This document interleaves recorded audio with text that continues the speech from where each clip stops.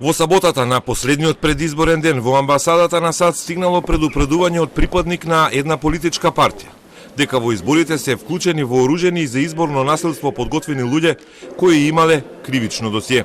Партиската дојава од амбасадата во 9 часот денеска е препратена до обвинителството кое е почнало проверка со полицијата.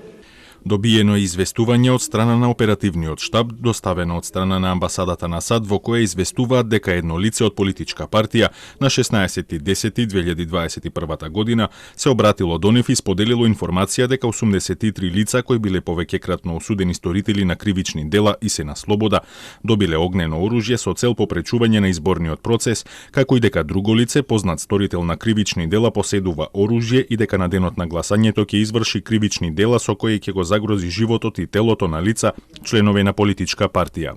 Полициските проверки не откриле ниту десетина вооружени криминалци, ниту обиди за политичка ликвидација, како што била пријавата во американската амбасада.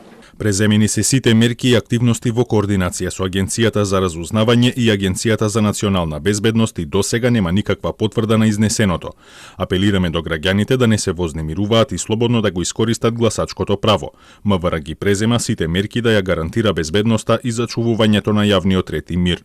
Од МВР кратко соопштија дека пријавата е поднесена од припадник на една политичка партија, но полициските служби не откриле ништо и ќе обезбедат мирен изборен ден.